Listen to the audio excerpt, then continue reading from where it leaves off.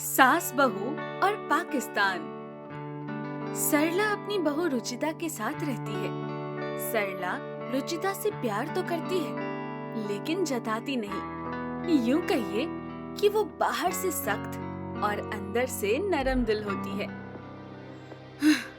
अरे करम जली कुल्टा कलमुही, पानी मांगा था, कुएं से निकालने गई है या रेगिस्तान से, जो इतनी देर लगा रही है। लगता है अब मेरे मरने पर ही पानी मिलेगा मुझे। ओफो माँ जी, आप भी ना जरा सा भी सब्र नहीं कर सकती।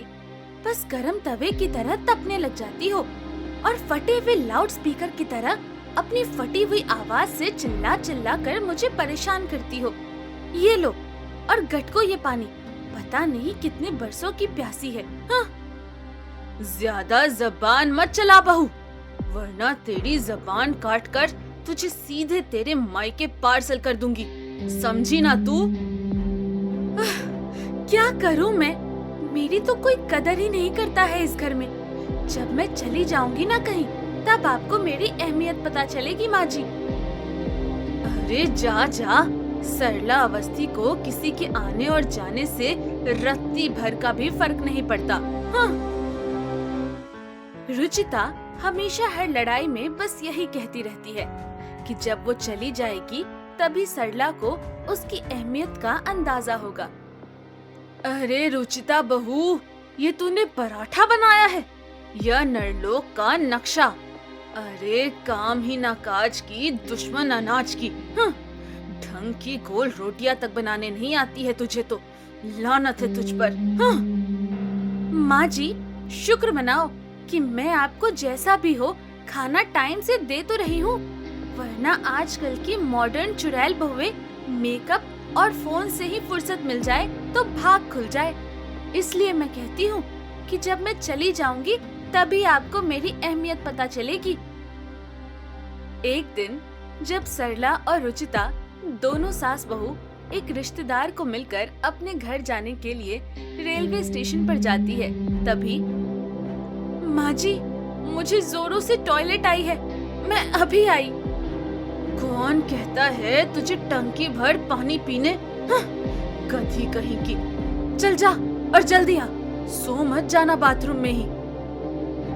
रुचिता रेलवे स्टेशन के बाथरूम में जाती है, लेकिन वहाँ पहले से ही ढेर सारे लोगों की लाइन लगी हुई होती है, इसलिए रुचिता फिर से आती है।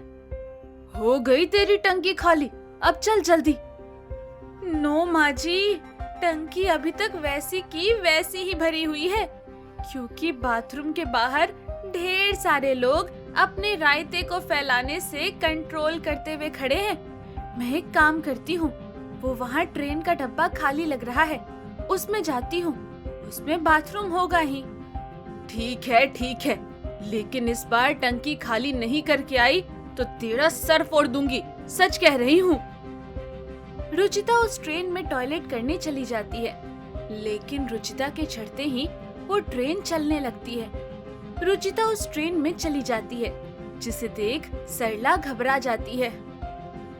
अरे नहीं, बहू, रुचिता बहू, भाई साहब, ये ट्रेन जो अभी अभी गई है यहाँ से, वो किस ओर जाती है? बहन जी, वो ट्रेन तो लाहौर जाती है। क्या? लाहौर? यानी पाकिस्तान? नहीं। सरला यहाँ रेलवे स्टेशन पर हर तरफ जाकर सबको बताती है कि उसकी बहू गलती से पाकिस्तान जा चुकी है, लेकिन रेलवे स्टेशन पर सभी अपने कामों में इतना व्यस्त होते हैं कि कोई बेचारी बूढ़ी सरला की एक नहीं सुनता। वहीं रुचिता को ट्रेन में पता चलता है कि वो लाहौर की ट्रेन है। क्या? ये आप क्या कह रहे हो भाई? ये लाहौर की ट्रेन है? नहीं, ऐसा कैसे हो सकता है? आप लाहौर में कहाँ रहते हैं और इतनी घबराई हुई क्यों लग रही हो? आप पाकिस्तान से नहीं हो क्या? रुचिता घबराते हुए ट्रेन में यहाँ से वहाँ भागती है और सबको बताती है कि वो गलती से लाहौर की ट्रेन में बैठ चुकी है, लेकिन स्टेशन पहुँचने पर स्टेशन मास्टर और अन्य पाकिस्तानी पुलिस उसे स्टेशन में अपने कब्जे में कर लेते हैं और जासूस घोषित कर देते हैं। चुप रहो तुम। हम अच्छी तरह से जानते हैं कि तुम एक जासूस हो जो भारत से पाकिस्तान गलती से नहीं बल्कि जानबूझकर आई हो। हम तुम्हारी चिकनी चुपड़ी बातों में नहीं आने वाले। अब जब तक पूछताछ पूरी नहीं हो जाती तब तक मोहतरमा को यही रखना होगा। हम भारतीय लोगों के रंग रंग से वाकिफ हैं और ये तो 100% तय है कि तुम एक जासूस ही हो। नहीं इंस्पेक्टर साहब, मेरा यकीन कीजिए, मैं एक जासूस नहीं हूँ। मैं गलती से दिल्ली से लाहौर वाली ट्रेन में बैठ गई। झूठी और बेबुनियाद कहानियां बनाना बंद करो। तुम कोई दूध पीती बच्ची नहीं हो जो जाने अनजाने में गलती से किसी गलत ट्रेन में बैठ जाएगी। रुचिता अब पाकिस्तान में फंस जाती है और यहाँ इंडिया में 24 घंटे में ही ये न्यूज टीवी पर आ जाती है। भारत की नारी रुचिता अवस्थी गलती से पहुंच गई पाकिस्तान। पाकिस्तानियों ने कर दिया उसे जासूस घोषित। भारतीय पुलिस और सेना अपनी पूरी कोशिश कर रहे हैं उसे फिर वापस लाने की। ये न्यूज देखकर सरला को बहुत रोना आता है और रुचिता का पति जतिन और ससुर प्रीतम लाल दोनों भी अपनी पूरी कोशिश करते हैं रुचिता को फिर वापस लाने की। 2 दिन बीत जाते हैं लेकिन अभी तक रुचिता वहीं पाकिस्तान में होती है। माँ, हम और भारतीय सेना पूरी कोशिश कर रहे हैं। जल्द ही रुचिता हमारे बीच होगी, देखना आप। अरे निगौरे निकम्मे नालायक, 2 दिन हो गए हैं और अभी तक तुम सब कोशिश ही कर रहे हो। हाँ, सही कहती थी मेरी बहू। उसके जाने के बाद आज मुझे पता चल रहा है कि वो मेरे लिए कितनी कीमती थी। और हाँ, आई मिस यू मेरी बहू रानी। सरला अब ठान लेती है कि वो अब हाथ पर हाथ धरे नहीं बैठेगी। बस बहुत हो गया, अब मैं हाथ पर हाथ धरे नहीं बैठने वाली हूँ। मैं पाकिस्तान जाऊंगी और वहाँ से अपनी बहू को लेकर आऊंगी और आने वाला 15 अगस्त मैं अपनी बहू के साथ ही मनाऊंगी। सरला अब मुस्लिम बनकर बुर्का पहनती है और अपना नाम बदलकर झूठी टिकट बनवाकर लाहौर की ट्रेन में चढ़ जाती है। सलाम वालेकुम जी, आपकी तारीफ।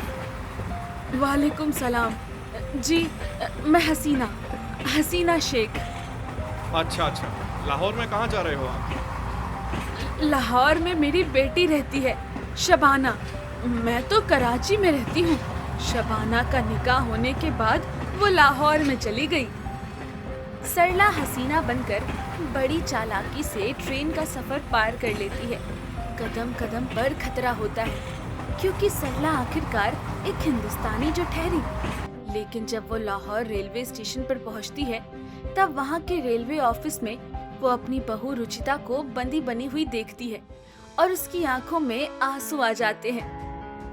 हाय मेरी बहू, मैं आ रही हूँ बहू, भगवान जी सब संभाल लेना। सरला रेलवे स्टेशन में जाती है जहाँ सारे पुलिस अफसर भी बैठे होते हैं। वो सभी सरला को देख हैरान रह जाते हैं। सरला के हाथ में एक टिफिन होता है। सलाम वालेकुम, मैं आप सभी के लिए ये बिरयानी लाई थी। वो क्या है ना, कल रात ही ट्रेन के सफर के दौरान मेरी बेटी को एक बेटा पैदा हुआ है, इसलिए अल्लाह का शुक्र अदा करते हुए मैं खुशी के मारे सबको ये बिरयानी दे रही हूँ। अरे वाह, मुबारक हो।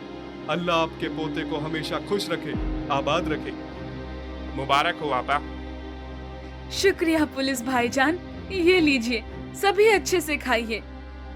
सरला सबको बिरयानी परोसती है, लेकिन जब वो रुचिता के पास जाती है तभी रुचिता समझ जाती है कि वो सरला ही है। सरला रुचिता को इशारों में कहती है कि बिरयानी मत खाना।